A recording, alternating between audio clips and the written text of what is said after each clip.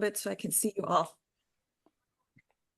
All right. Okay, so today we're going to talk about sustainability in fashion, which is kind of my, it's really important. I think for all of us to understand what that means. And what what I'm going to show you today is a real deep dive for professionals, what sustainability is, and we're going deep into also materials and fabrications. But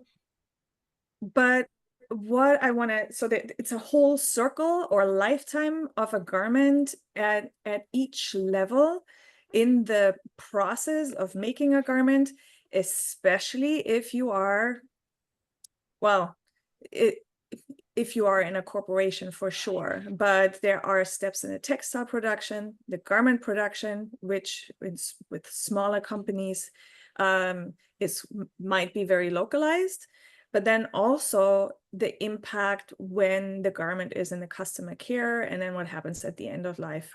And then just a short dive into like this whole topic of fast fashion. I know you are not the ones who are doing fast fashion at all. That's not what you're here. So you are really like the future of what fashion can be. Little introduction about myself, and I'm gonna quickly stop the share here so I can see you all. So I've been in the apparel industry for 20 years. The first 10 of them, I worked for global corporations and led some of the largest volume generating design teams for Adidas, for Nike. I worked for Columbia Sportswear. I got laid off in 2808 at the height of the financial crisis. Then launched or built a design consultancy business over another 10 years, which was very successful, multi-six-figure area, which I'm kind of proud of still, but left that in 2018 when my daughter started suffering from I would say, yeah, it was devastating autoimmune crisis. And she was 10 at that time. I left the industry, thought I might never come back, and went through my own healing process, which, well, we both went through a healing process. I didn't know that I needed it more than her. But here we are. One of the steps that I did on my way out, I launched my own independent clothing line as well. But now, and I taught, as Luza knows, I taught fashion illustration for a while. I launched a clothing line, and now I'm actually a coach and a teacher. And I'm really happy to be back here once a year to talk about one of my favorite subjects. All right. What does consciousness in fashion mean to you? If you think about that. What does it mean to you? Consciousness or sustainability? What does it mean? Because it's very overused, right? And there's a lot of greenwashing as well happening.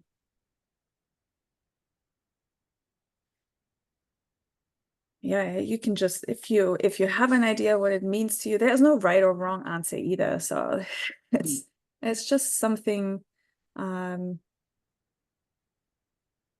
have an idea. I try to get my fabrics locally and from the women who sell, like to know where it comes from. Yes. And to, yeah, just kind of know like what the livelihood is from the people who create the fabric. And I like to, we are lucky to have a lot of fabric stores in Boulder, and it's just kind of nice to understand where things come from. Yeah. And to have people who also care and want it to be more natural. Beautiful. Amazing. Yeah. Yeah, I think a big part of that, just really in the same vein, is transparency about where you're sourcing from and who you're selling to and where that's going and what happens at the beginning of the garment's life and what happens at the end. And I think that's one of the biggest issues, is that consumers don't have a lot of transparency about where their garments are coming from. Yes, exactly. Yeah, right. We do have, it's kind of like read the labels. We do this with food. We're not quite doing that yet in the way that would be helpful when it comes to textiles or apparel. Lusa, I Yeah, saw so you. for me, it's like a whole process that starts like even before. So I Mhm. kind of like get into this like meditative state, you know, like right before even creating or designing. And then Mhm. from there, it's trying to be present every single step of the way. Mm. So I kind of like, I design with the whole yardage in mind so Yeah, that I can minimize waste. beautiful. Yeah. Try to source fabrics also locally. Mhm.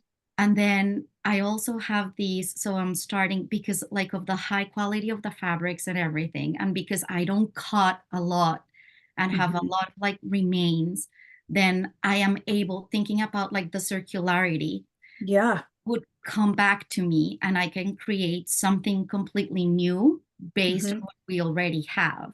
Yes. So, you know, it's kind of like just being present every single step and kind of Mhm. like what we were all talking about, like where is everything coming from? And Yes. like are people like is there fair trade, you know? Mhm. Mhm. What's the hands? And like I Yes. recently watched like these and I saw it on Instagram. There's like this person sewing like on a sewing machine and has like paint all over. And Mhm. it's like Oh, how you saw much that? Yes. touch the garment, like Yes.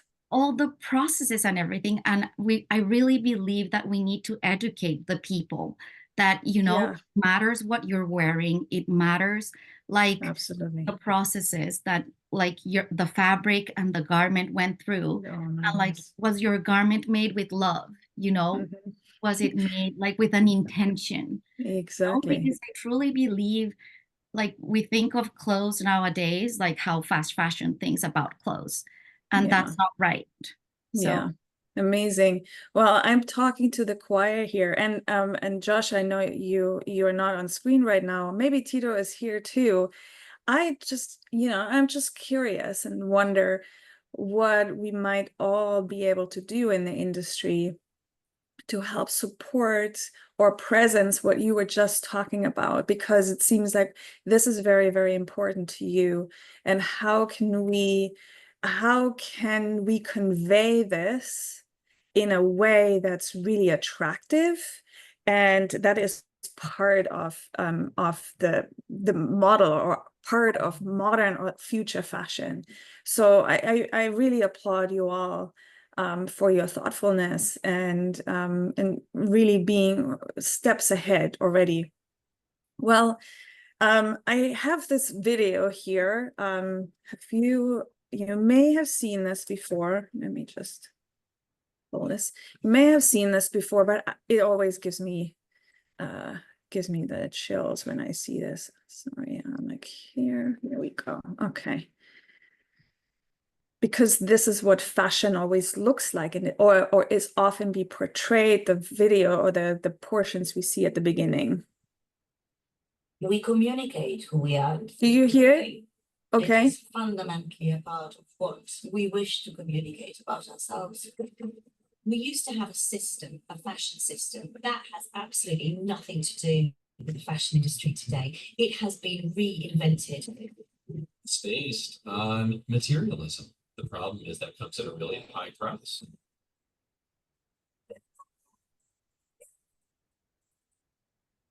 Garment factory collapsed, killing more than 1,000.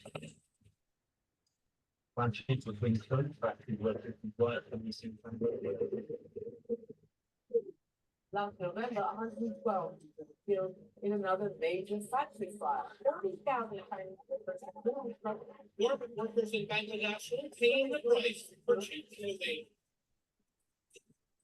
The promise of globalization was that it was going to be a win-win. Consumers in the rich world would get cheaper goods and people in the poorer parts of the world get jobs, that those jobs would give them an opportunity to work their way out of poverty.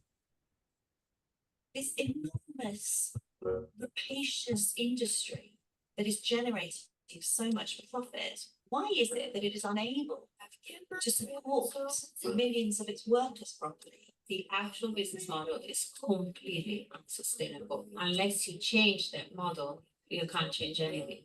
When everything is concentrated on making profits, what you see is that human rights, the environment, workers' rights get lost.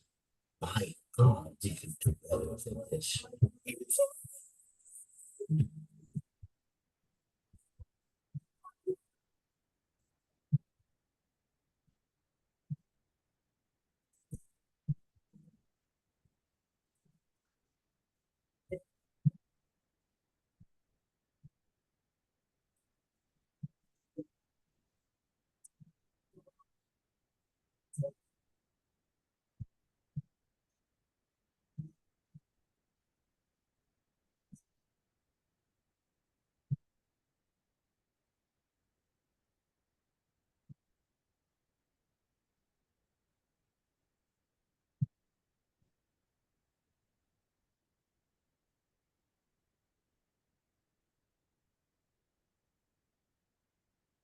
It's a lot, isn't it? I always it's a lot. So I just wanted to come back here because I saw your reaction. I saw that you felt that deeply. So I didn't want to just go to the next slide because that felt a lot. Okay, so I'll go to the next slide now. Yeah, here are some statistics. As we all know, the apparel industry is the second largest. Lusa, I see you. I feel you. Is the second largest industry in the world. We produce 1.2 billion tons of greenhouse gases, which is 10% of our global emission. We have about 8,000 estimated amounts of synthetic chemicals in order to turn raw materials, into fabrics and textiles.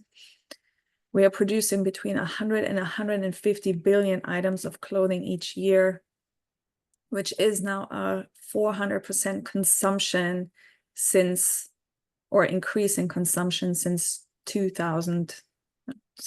early 2000s.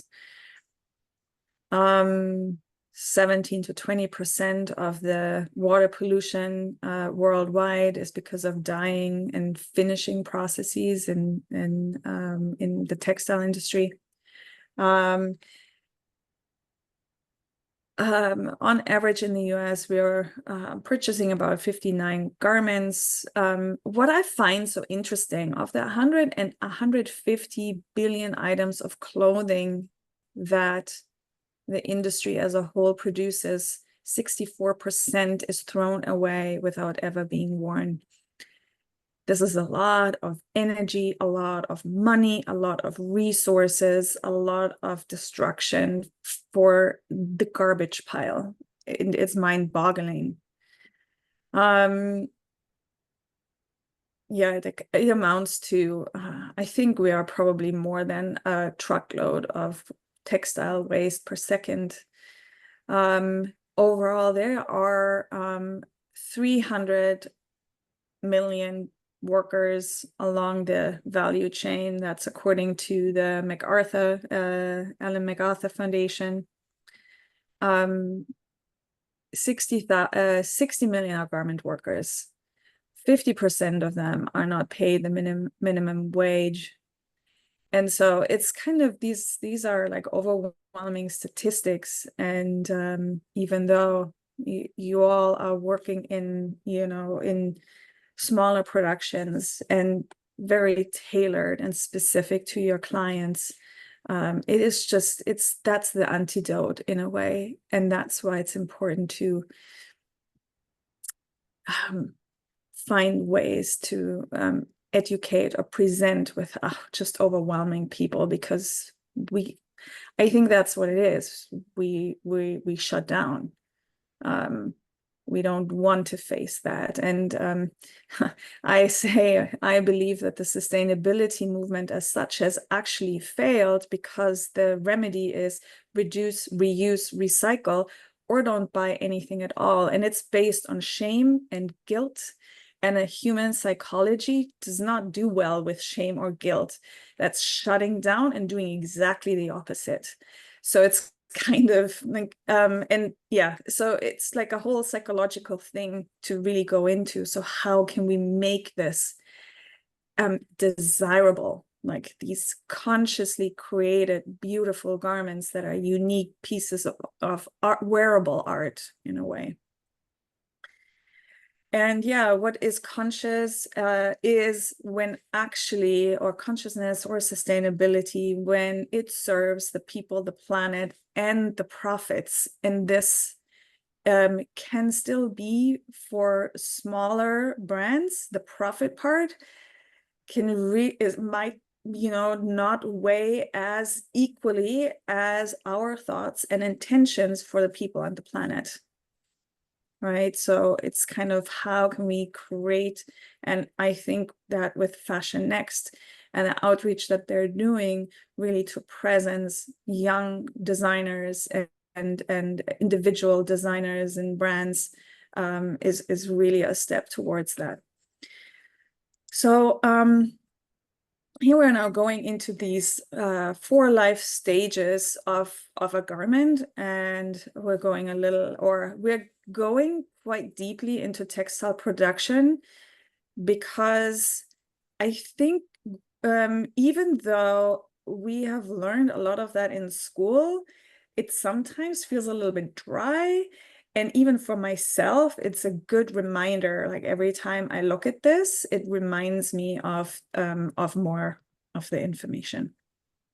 Okay, so what we're gonna look at today are the two fiber classifications, even though there's no fur and there's no leather in here, right? So there's no animal hides in this slide, which has its own set of, you know, chemicals and in order to make this wearable, right?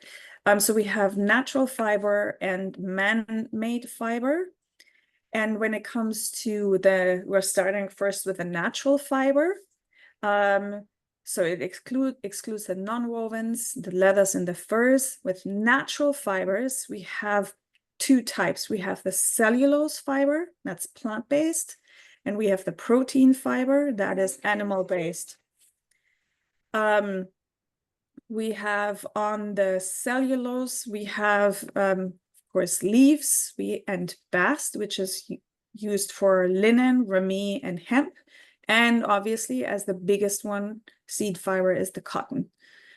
So it's these 2 which are really outweighing, especially cotton. It's a huge segment of the market. And we're going to go into how it all separates out in a minute. And then on the other side, we have protein fiber, which is wool, which is the biggest portion of it, silk, and then any others with Angora, goat, alpaca, llama. So that's down here. When it comes to wool, merino, lamb's wool, Shetland, Romney, crossbred has the majority. Now we're going into the other segment, which is actually the biggest segment of current fiber production globally, which is man-made fiber. We have natural polymers still, so it is derived from a natural material, so it can be from a plant, or from algae or rubber, or like regenerated protein fiber. There's like acetate, so all the linings.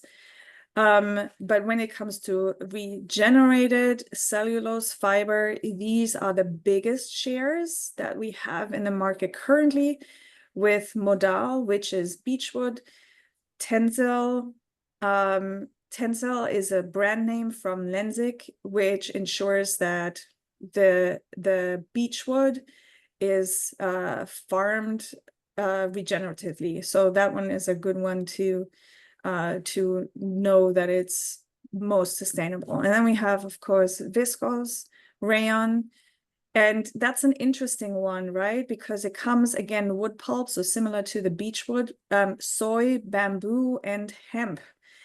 And now, I mean, we can go into granular level here, right? But this oftentimes will then is marketed as a natural fiber, and you think it's better, and yes, it is, and yet it needs a lot of chemicals in order to make it pliable, make it soft, make it have a great drape, right? And yes, hemp is an amazing fiber, and it is amazing plant because it's soil regenerative. So with the monoculture that is going on with agriculture in general, really is soil depleting, and planting hemp can really revive the soil again. So it has a lot of benefits, but when it comes, in order to make it wearable, in order to make it soft, it has to go through an extreme chemical procedures in order to get there. And lyocell is here as well. So these are called the natural polymers. It comes from a natural fiber or animal product, but it needs a lot of chemical processes to make it wearable. And then we have the synthetic polymers here on the right-hand side, which is also classified as a man-made fiber, with polyester having the enormous, so this is more than 50% of what is being produced globally in terms of textiles to date, which is polyester. And then of course we have polyamide, nylon, and all of these, the PV, like vinyl, acrylics, motor acrylics. And this is, I mean, this is when we say synthetics, it's oil-based, right? It's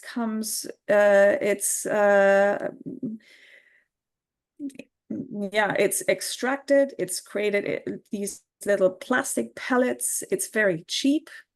You hardly need humans in the process of making it. It's very highly machinized, so it's good in terms of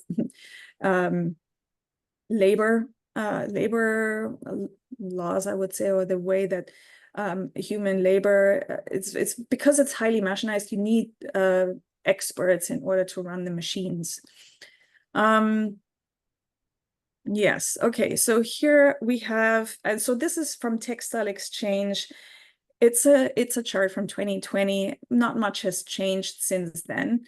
But what you can see here, the synthetic fibers here are more than 50%. 57% is polyester by itself. So all of this here is in the synthetics. Here on the synthetic polymers, we have all of this. So it's almost 70%. Then the natural polymers is here, is this little fraction.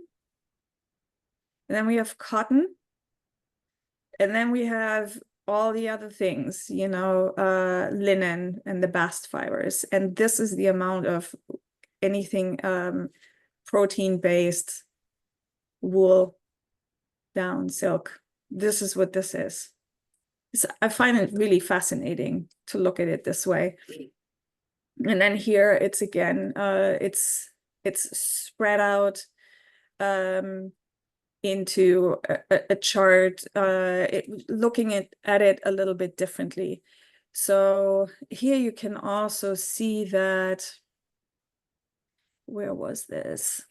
Here in the polyester part, I know everybody's talking about these recycled polyester, right? From water bottles and stuff like that. But have a look. It's the amount of recycled polyester is tiny in comparison. It's really, really also here with the polyamide. So you can see that here. I find it really interesting. And when it comes to recycled cotton, it's less than 1%.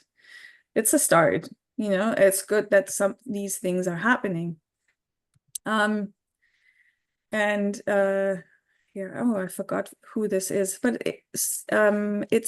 yeah, it was a company. Your favorite activewear? It's literally made from foil. Don't believe us?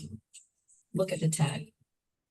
Made from nylon and polyester, synthetic petroleum-based fibers shed microplastic pollution, even in their recycled form.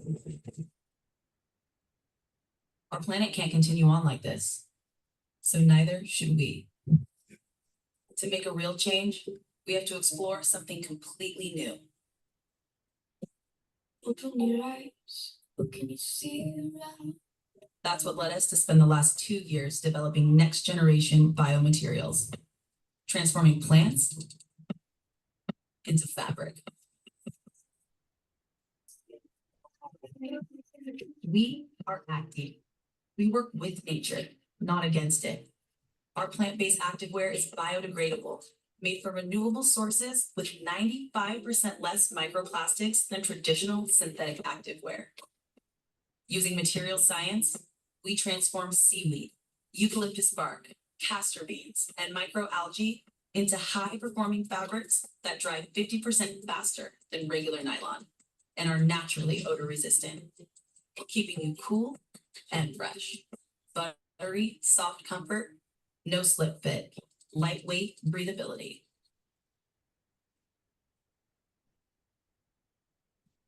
Yeah, I think this was a Kickstarter campaign for this company, but I think when I saw this, I just realized, well, they were able to convey the idea in a really impactful way, which is why I wanted to share it here today. Okay, so looking at polyester, and looking at global emissions, CO2, and human rights, that's how I kind of set it up here. Polyester production or making a polyester tee is 10% of the global emissions. CO2 is 282 billion tons. I need to do an exercise to really conceptualize what that actually means so that I can understand, because this is a huge number and I can't really fathom that. But what it says that's interesting is that it is 3 times more than cotton production when it comes to CO2, 3 times more. Because it's highly automated, human rights is not so much of an issue. But it takes 25.3 kilowatt to create just one cotton polyester tee. And then here, when we look at cotton, we can just see what the problem here really is the water consumption for these individual items. And when it comes to human rights, it's the question, how are the farmers being treated? We know that in China, there were this big outrage that made global waves. So it's really something to consider, especially for the large corporations. I've got another video. Do you have any questions so far before I go into this, or any comments or anything that you're like, wow?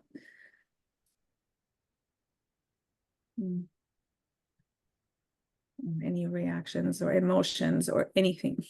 I just really appreciate it that it's like the first thing that you're showing us, because I want to be, this sounds horrible, but I want to be a better person, right?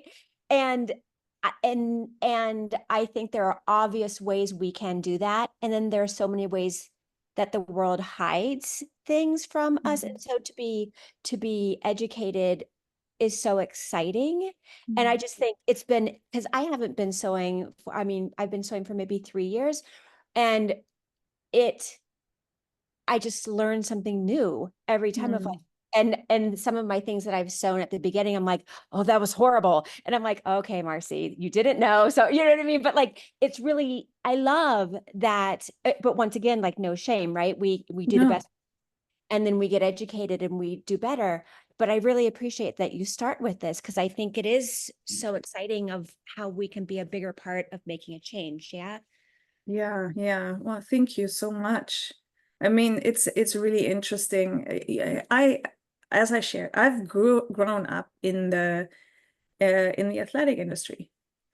When I started out, so there is and I'm not the only one of my former colleagues who feel a sense of responsibility, because when we started out, we were in the athletic industry and we were working on getting people out of their cotton t-shirts in which they were sweating and clingy, and that wasn't moisture wicking and evaporating. And there were this new technology, these polyesters, where they were engineered to do exactly that. And so it was intentionally made, and it was like really wonderful. And we designed really with this intention that athletes and users would feel more comfortable in wearing, and would have better results, would achieve whatever their athletic endeavors were. And then so many years later, and then it was this marketing exercise, Dry Fit and Climacool, and the big companies were really pushing people getting out of your cotton tees. And the cool thing is, now that I don't know, when you go in the gym, you see a lot of people are just wearing their cotton tees again. So it's kind of going into this direction.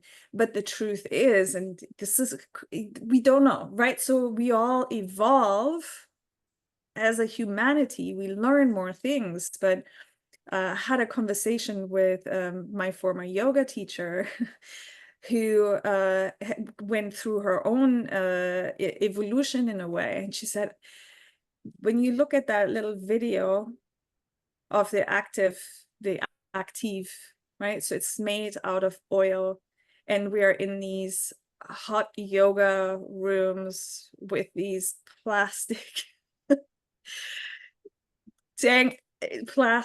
really packed in plastic, and the pores are open, literally absorbing that oil, right? Like that material, that plastic. So it's really interesting because nobody thought about this, but now people start thinking about this, and you can find it pop up on TikTok. So it's already going into this direction. So we're all becoming more conscious, and our consciousness shifts. All right, well, thank you. Let's continue. We're gonna look at life cycle of a t-shirt. Again, I've got a video here that I mean, this is like another. We have these commodity items. We never think about that. Seriously? When it was I'm aging myself here. It was 1998 or 7 that I traveled for the first time to Bangladesh with that little sportswear company that was located north of Munich, where I lived, and flew over. And I had gone to fashion school, but nobody had told me. I thought it's like what we do, right? So atelier, and we create something, and it's very exciting, and it's self-expression. And I thought, there's no way that t-shirts are done by humans. It's such a commodity item. I just thought I was totally naive. I thought that fabric is thrown into a cylindrical robot and out comes a t-shirt. And I was shocked when that didn't pan out. So that's why I have this little video here that explains this as well.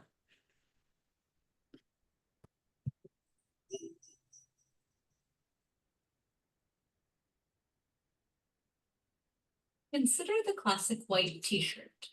Annually, we sell and buy 2 billion t-shirts globally, making it one of the most common garments in the world. But how and where is the average t-shirt made, and what's its environmental impact? Clothing items can vary a lot, but a typical t-shirt begins its life on a farm in America, China, or India, where cotton seeds are sown, irrigated, and grown for the fluffy bolls they produce.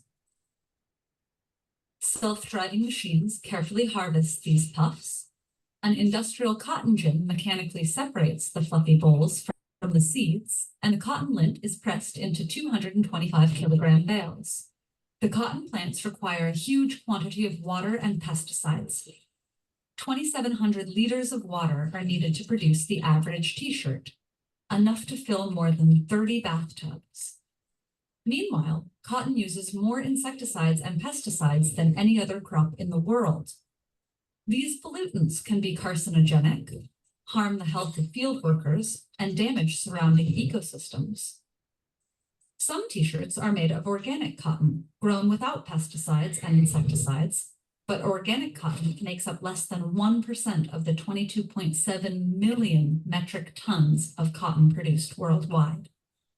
Once the cotton bales leave the farm, textile mills ship them to a spinning facility, usually in China or India, where high-tech machines blend, card, comb, pull, stretch, and finally twist the cotton into snowy ropes of yarn called slivers. Then yarns are sent to the mill, where huge circular knitting machines weave them into sheets of rough grayish fabric, treated with heat and chemicals until they turn soft and white. Here, the fabric is dipped into commercial bleaches and azo dyes, which make up the vivid coloring in about 70% of textiles. Unfortunately, some of these contain cancer-causing cadmium, lead, chromium, and mercury. Other harmful compounds and chemicals can cause widespread contamination when released as toxic wastewater in rivers and oceans. Technologies are now so advanced in some countries that the entire process of growing and producing fabric barely touches a human hand, but only up until this point.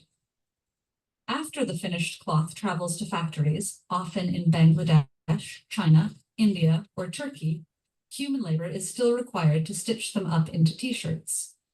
Intricate work that machines just can't do. This process has its own problems. Bangladesh, for example, which has surpassed China as the world's biggest exporter of cotton t-shirts, employs 4.5 million people in the t-shirt industry, but they typically face poor conditions and low wages. After manufacture, all those t-shirts travel by ship, train, and truck to be sold in high-income countries, a process that gives cotton an enormous carbon footprint. Some countries produce their own clothing domestically, which cuts out this polluting stage. But generally, apparel production accounts for 10% of global carbon emissions. And it's escalating.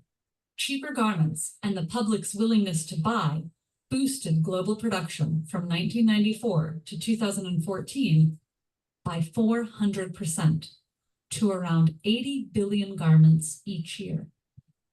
Finally, in a consumer's home, the t-shirt goes through one of the most resource-intensive phases of its lifetime. In America, for instance, the average household does nearly 400 loads of laundry per year, each using about 40 gallons of water. Washing machines and dryers both use energy, with dryers requiring 5 to 6 times more than washers. This dramatic shift in clothing consumption over the last 20 years, driven by large corporations and the trend of fast fashion, has cost the environment, the health of farmers, and driven questionable human labor practices. It's also turned fashion into the second largest polluter in the world after oil. But there are things we can do. Consider shopping secondhand. Try to look for textiles made from recycled or organic fabrics. Wash clothes less and line dry to save resources. Instead of throwing them away at the end of their life, donate, recycle, or reuse them as cleaning rags. And finally, you might ask yourself, how many t-shirts and articles of clothing will you consume over your lifetime? and what will be their combined impact on the world? When we produce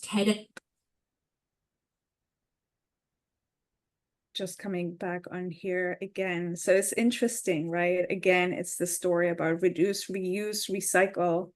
And it's interesting, right? It's like this push and pull, like what can we do here? Because there is, it's just my personal thoughts on that is that as humans, we want to explore, we want to experiment, we want to express ourselves. We are not the same 10 years later. Do we have some clothes that are 10 years old or 20 years old? I sure have. But there is also this want and desire to change because we change and evolve as well. So I believe I've come to the conclusion over many years of thinking about this, that a wardrobe is like a garden where we can be intentional. We can, we have to prune, we have to weed. It's a normal part of a cycle. And we have to be intentional, that's for sure.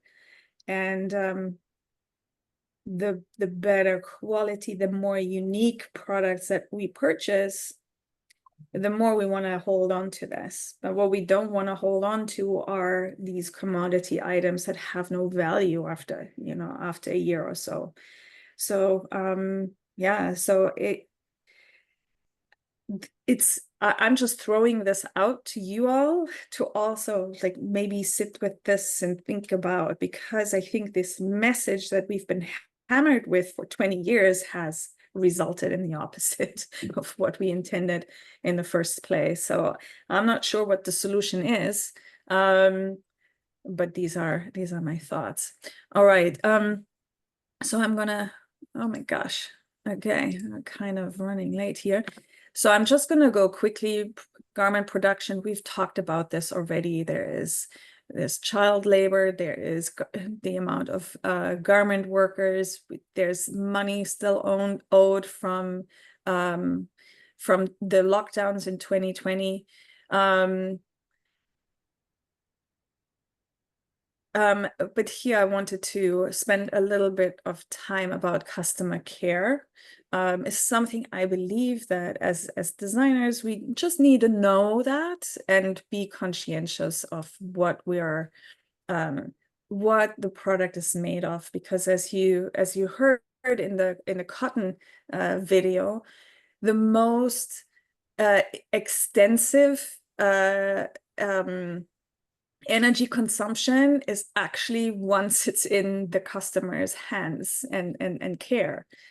And I found this, and here's the issue, not so much with cottons or natural fibers, but especially with microplastics. So especially with the man-made fibers, especially with oil derivative fibers, nylons and polyester. And polyester, obviously, mostly because it's almost 70%, right? It was almost 70% of the global fiber production. And do you have like lint rollers? And roll over your yoga pant with a lint roller and look at your lint roller, and you'll see all of it's all the black fluff. So this is microplastics. These are the microfibers. And so what happens is that in the washing machine, there is between 500,000 and 6 million microfiber particles that are being released into the waterways with each wash cycle. And I know we're talking about like the bigger plastic pollution in the oceans, right? But that is crazy because we breathe that in. So it's everywhere. So it's something, it's really more concerning almost, because you can't even pull that out with these big barges that they have, thankfully, to pull the plastic. What is it? The plastic ocean, the plastic island that's swirling in the Pacific. Anyway, so on average, we ingest about a credit card worth of of plastic per week. It's crazy, right? So per week, this is how much we ingest. And then here there's something, so an Austrian university, they did some studies to find out like what is better to wash your, is it better to lightly stuff your washing machine or to fully stuff it? And the effect is, the lighter your washing machine is, especially with, you know, your workout gear, the more, the less. So basically, it's better if you stuff it full, because the more shedding is prevented and caught. And so this, exactly, the fuller the machine, the less shedding. So that's just something why it's also good to wash less or stuff it with more. And then, of course, we have the end of life, which is something we all, is very hard to fathom and stomach. We've talked about this garbage truck load of textile waste that's thrown away. Over half is thrown away without ever being worn. And here you can see how much is sent to landfill actually in here in America, as opposed to how much is incinerated. It's less than a quarter that's recycled, and just a little bit that is exported overseas, even though we know that is a huge issue. And we've probably seen images of is it the Peruvian desert? I forgot, Ixaca or something. Do you remember what it's called? It's like a desert, and they have these piles of textile waste. I need to put an image into this presentation here. Yeah, so it's really interesting. So I want to come back, because also in the industry, especially for commodity items, we have this obsession with longevity. And what if we designed with the end in mind? What if we designed especially those commodity items to be bio-based and recyclable at the end? What if things are only worn on average 7 times? Why are we so concerned with it has to last and longevity here? Why not make it fun? And, you know, why not design into our consumer behavior in the first place? It's better to design into the consumer behavior than changing consumer behavior. That hasn't worked. But can we design? Can we be ingenious? Can we create new textiles? Can we create new things? Absolutely. I absolutely. We're humans, right? So it's like really more of a pep talk to the mills here. Yes. Okay. And then next one here. Oh, yeah. Can fast fashion ever be sustainable? If it were designed with materials that are biodegradable and, you know, done for short turnaround, yeah, absolutely. Could be fine, you know. But here you can see like the traditional fashion, I mean, slow fashion, you maybe have 1 or 2 seasons per year, right? But fast fashion brings out product on a bi-weekly basis. So there's no product on a bi-weekly basis. Or definitely by month, but yeah, 50 plus. And then the ultra fast fashion is where it's perpetual production. And of course, we know that there's a Shein or Temu who are producing on demand. And, you know, somebody pays for it. Might not be the consumer, but somebody pays for that. And it's way more expensive for all of us than what we think it is. I'm paying $6 for a dress. And that was a lot.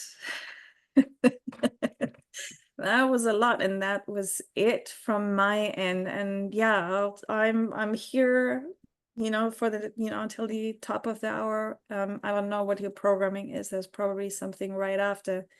But yeah, I'll open it up. Any questions? Any comments? Yeah.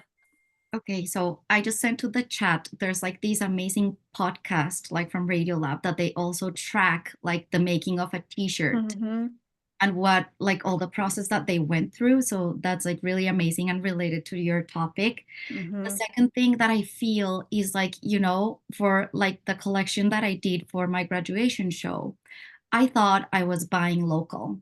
So I went like online and, people were telling me like, yes, it's based in California. I asked like, what's the composition of the fabric specifically? Like I wrote every single thing down. Mm-hmm. When I ordered the fabric, everything. When my packages came, they were all from China. Mm-hmm. And so I was like, whoa, and I sent them an email and I was like, like this is not really transparent.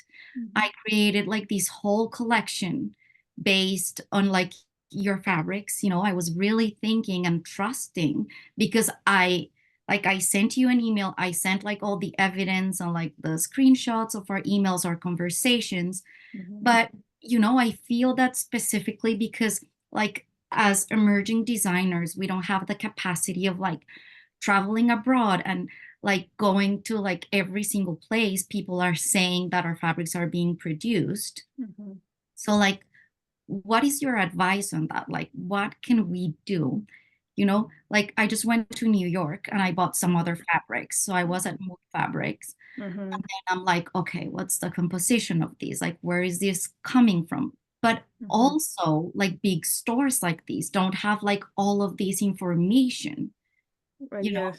Mm-hmm. Yeah. So I struggle with that. Like, yeah, no, I hear you. There is not a lot of transparency, and just like in this video, most of the mills are all across the world, especially there's South America or Far East. Mm, there are very few in the US. There is, oh my gosh, what was it called again? There is a website out of the UK, and it's a sourcing, and it's almost like a LinkedIn, but for sustainable and conscious fashion. And there are vendors in there and producers. So basically, this is how I found my partners for my brand. And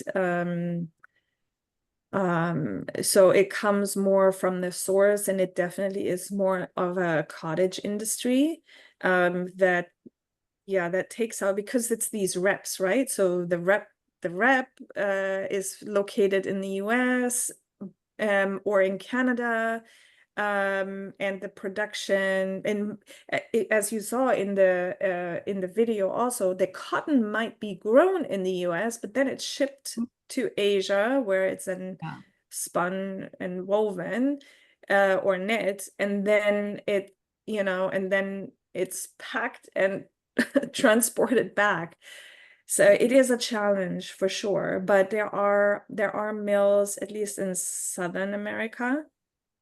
yes, There's lots of because them in I'm Peru. So oh my gosh, let me find out, and I'm gonna send it to Tito or Sable or text it to Josh as well.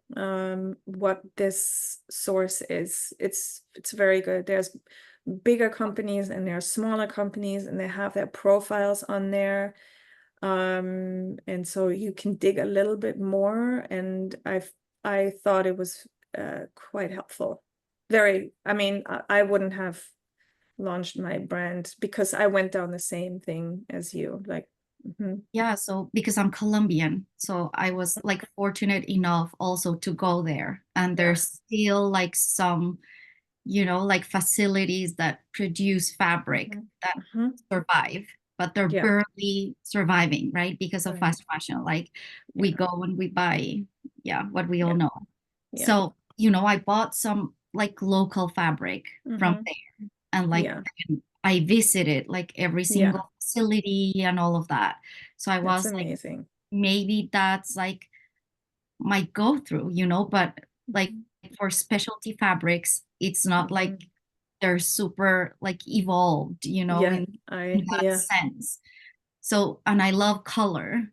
So, so it's also like a struggle design-wise, because you want your designs, you know, like to be amazing and great and all of that, but it's also like limiting. So I'm still, you know, I still try to ask, I still try to do all of that. And like I totally agree with you in the sense that if we love our clothes like with all our heart, we won't let them go, you know, and we will take them like with care. And like that's what I wish, like, you know, people really understand, so that we can all just like keep our wardrobe and like just, you know, mix and match it, and maybe like bring it over to someone so that we could make new things out of what we already have. Yeah, exactly. Yeah, it's kind of this it's a what you describe is really almost changing the lens of how you design. Oftentimes we design something and then we find the fabric for that, and it's almost flipping this on its head, finding the fabric first, and then and then taking it from there. And it's okay, you know, it's okay to supplement with other materials, obviously, as well. And there are resources. I promise, like right now, after this, I'm gonna go on the internet to find you this resource, because it's really helpful, and it's worldwide, and it's an amazing one. Thank you. Thank you for all you do. And I see there's a lot of work and a lot of thought and heart and conviction that goes into what you do. There's hope. There is. We are the change. Yes. I keep telling people I might be only one, but you know, you're just not. like you are not. You are not. Yeah. We have to make it better. Like, yes. There's no way back. Like, there's no other way. Yes, that's true. And you know what? What always gives me hope is to see, you know, folks like you who really want to make a difference. And it is step by step. Can we change? Can we move the boat? It's you know, all the way? No. But if we do a percent change, if we just do a 1%, 2%, 3%, if you think about a ship departing and you are just adjusting by a percent, you will end up somewhere completely different. And so it's just nudging this further and further, and it gives me a lot of hope to hear people on social media talk about polyester, which didn't happen 5 years ago. And now people, like, there's these guys who go to a Lululemon store, and I think Lululemon's great. And it goes to a Lululemon store and he says, I'm not going to wear this because I'm not going to wrap my bits in plastic. So it's good. That's all good. All right, Thank Daniela, you. if you want to stay on and keep chatting, you can. We do have the next mentor who's going to be joining us second. Yep.